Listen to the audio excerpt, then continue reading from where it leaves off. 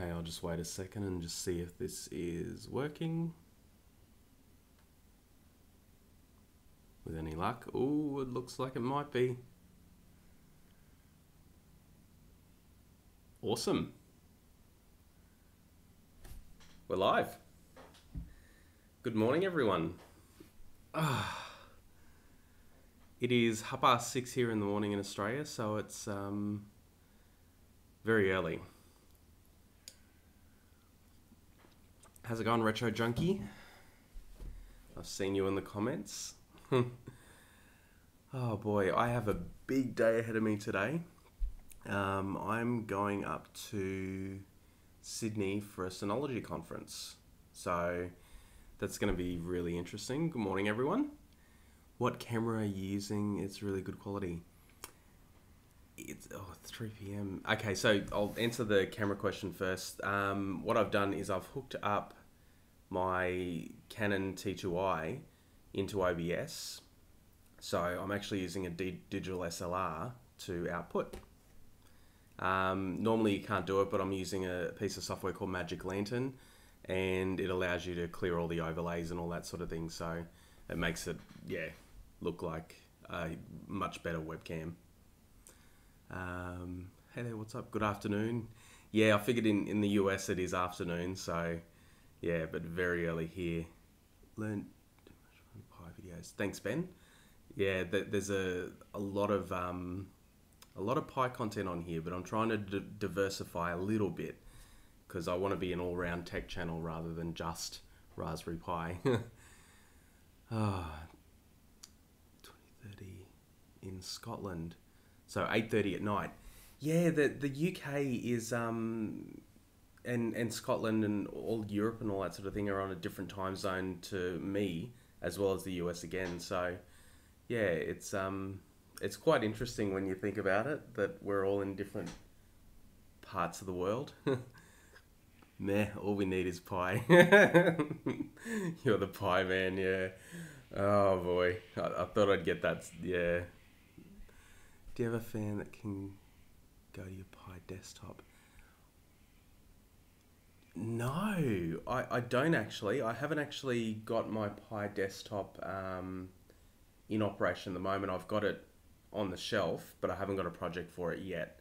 There's not a lot of room in that case, so I don't think that a fan would really fit in the desktop Pi case. I think you wrote it. What do you actually think of it? I've got two of them. These ones here, I'm just playing around with them at the moment, trying to get something that's a little bit more compact, but the Pi Zero Ws are good. I think that where they would really shine is... I just saw a comment, sorry, and I went blank. I think where they really shine is things like portable music projects, portable camera projects and so forth. But not so much the retro gaming. Yeah, if you're interested in 16-bit or less, like Super Nintendo and Sega Mega Drive, Genesis or lower, then yeah, they're fine. But anything above that, and they don't really have the CPU power to power them. You're technically in the future and we're in the past. Yes. I'm trying to be ahead of the game. I just got home. Greetings from Netherlands. Hello. And London. Yes. What else? Greetings from Germany. Thank you. I actually have a few German subscribers to this channel. I must be okay in my English and all that sort of thing. Although I guess with most European countries anyway, a lot of you speak English. I might just be ignorant and just think no one speaks any language other than no one speaks English in other European countries, but yeah, obviously they do. I'm ignorant. I'm sorry. And I'm tired. Hello from Singapore. See, I don't speak any other languages, and that's my problem. Anyway, enough about that.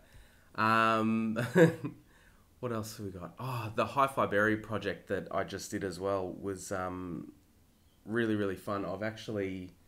what have I done? I'm looking for a speaker, like one of those old school, um, try to speak it in Italy, yeah. And that's the other thing is that when you're in a country that doesn't speak English, if you speak it, there's not a lot of people that do or want to. They just want to speak their native language. So, yeah. Oh, Life Commando. Hello. um, what was I saying? Yeah, so what I'm looking at doing is getting one of those old school wooden speakers, cutting a hole in the back and putting a Raspberry Pi inside there and making it a wireless Bluetooth speaker with the hi-fi berry. So that's something that I'm interested in doing purely for the reason that it'll just look like an old piece of technology, but it's got new tech in it. And also with that hi-fi berry, it pumps out the sound. It is so loud. Yeah, it's just amazing. So that's one of the things that I'm looking at doing soon in the future.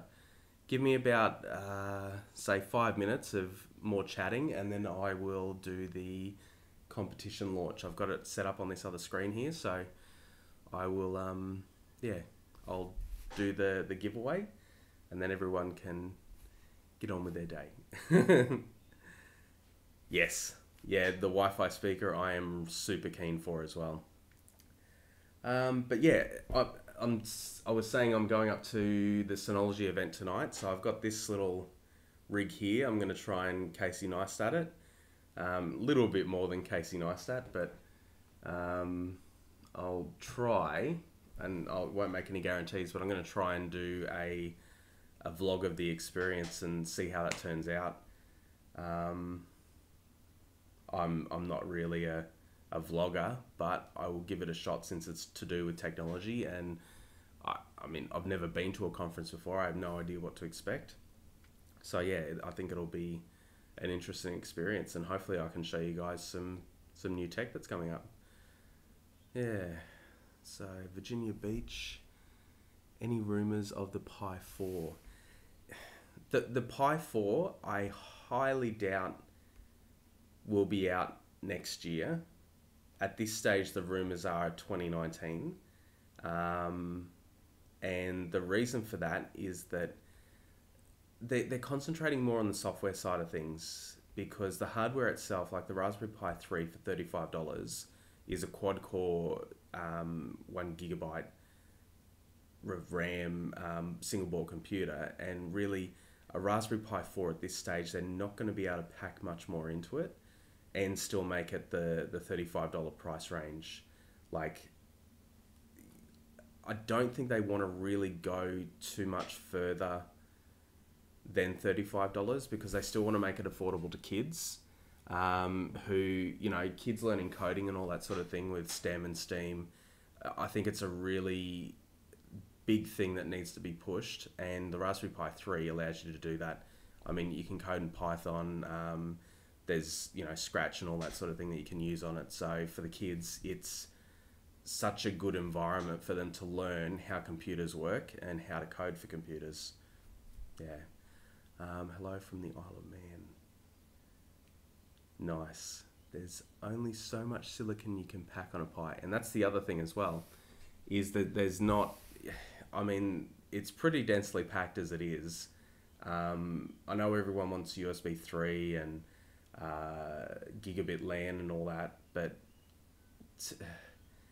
the way that it is at the moment, there's just not... There's other boards out there that have done it, but again, keeping it in that price range, the licensing they've got to pay for and the chips they've got to pay for, it just... I don't think they'll be able to get it down to the $35 price range. I think they'll focus on microcode of the CPU, add instructions, and changing the memory architecture.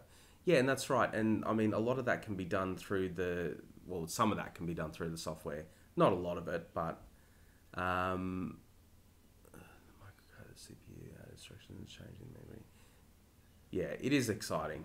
So anyway, I think I've rambled long enough. So what I'll do is I have a few Pi Zeros here. Wanted to use them for my 3D printers, but they're not working so good with Octoprint. So now use normal Pi 3s here.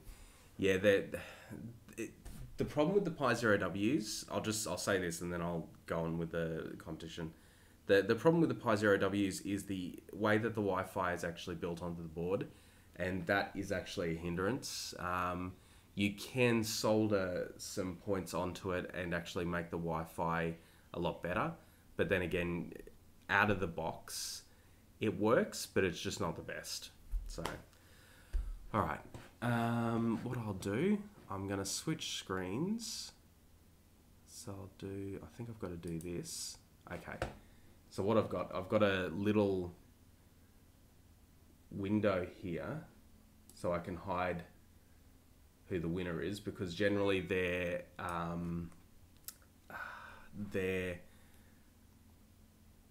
what was I going to say? Generally their email addresses come up. That's what I'm trying to say. I can't get it out. It's 6:30.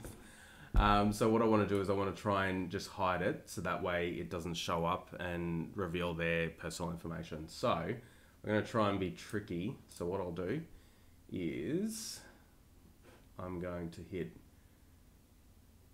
draw, and then I'm going to flip it to that screen. So, okay, here we go. Oh, hang on. You can see how many times I've done this before. Okay, let's close that. Draw. Okay.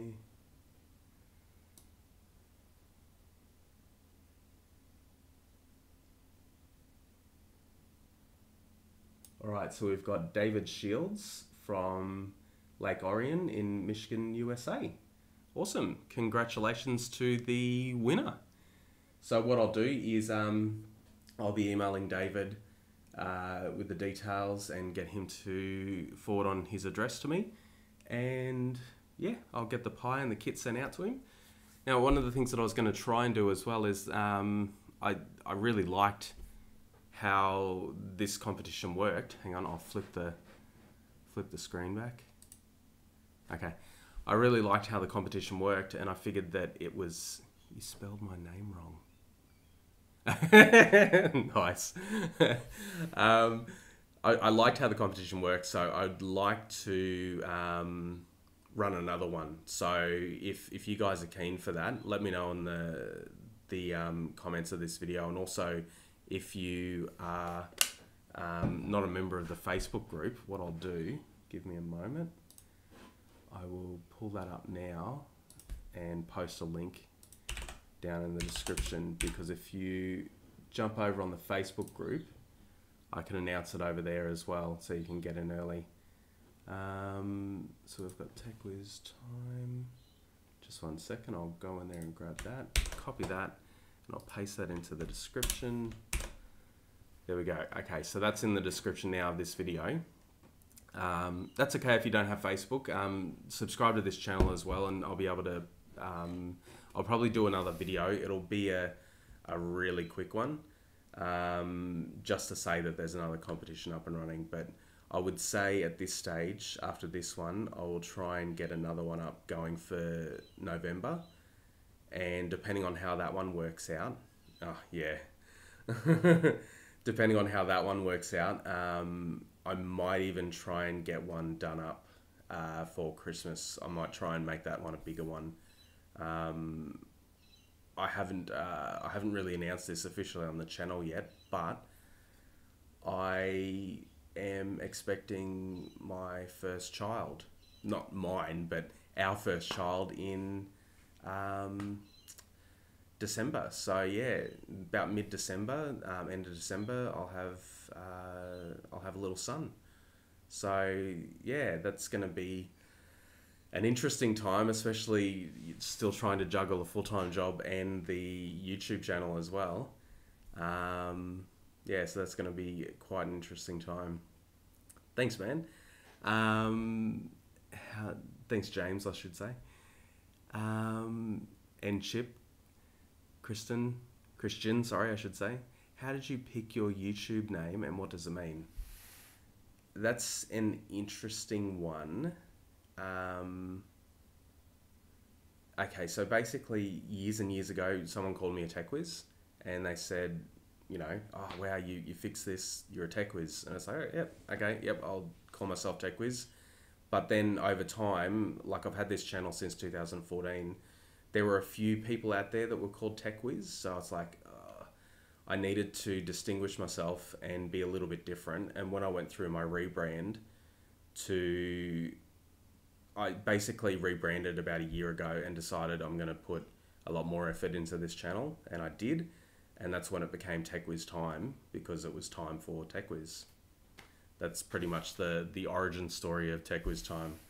But yeah, purely it was because there were too many tech whizzes out there, and I needed to be a little bit different so people would remember who I was, rather than just, you know, searching for tech whiz and 5 channels come up. Now you search for TechWizTime and that's who comes up, no one else. So yeah, it is. Hang on, you can change your YouTube name, profile settings. I have 2 boys, good stuff. Yeah, yeah, it's going to be an interesting time. I'm worried about juggling videos, work, and raising a child, because this is our first. So, but it's going to be, yeah, it's going to be a really interesting experience, and yeah, I can't wait for it. They are coming. I've got a couple designed up, but I want to just, yeah, I've tested out the company that I've used a couple of times, and they're pretty good. Sometimes one of them did take a while, but if you live in the States, I think they're based in the US, so when they ship out, it's a lot quicker for you guys. So in Australia, I think one of mine took like 3 weeks, but that was manufacturing time and all that sort of thing as well. But when it comes to the US, because they're a US based company, they should send it out straight away. So yeah, awesome. Can't believe I finally... good. David Shields. Yep. So congratulations. Yeah, I'll be sending you out an email, and yeah, you'll receive all the details, and then I'll grab your details and get it all sent out. So yeah, that's nice that you've logged on, and I can say congratulations personally. So yeah, like I said, for all those that did enter and weren't a winner, then don't dismay, because I am going to do another one. I really liked how this worked out, and I think the giveaway is just a great thing. Yeah, so I'll take a drink of coffee now. Oh, that's better. So yeah, it's it's been a really, really good giveaway, and I think there's heaps more things that I could add to it, but I think the kit itself and the board will get you started. Nice. So yeah, the kit and the board will get you started, but there's so many other things like hats and so forth. That hi-fi berry is awesome that I did the review on in the arcade stick. I'm actually talking to someone at the moment about I would love to make one of those handhelds that are inside the Game Boy case. So I'm talking to someone at the moment and maybe working something out with them where I can put a Raspberry Pi Zero W into that. So yeah, great contest. Look forward to more. There will be. So anyway, yeah, I'll wrap up the stream because I'm just waffling now. I don't have I've got nothing else really interesting to say. But apart from, hopefully, if with any luck, you'll see this big guy here up in Sydney and doing some vlogging on what the Synology conference was like. And yeah, hopefully I can make it interesting and yeah, intriguing. But congratulations, David, again. That was the main point of this video. And yeah, stick around for some more giveaways soon. Awesome. See you guys.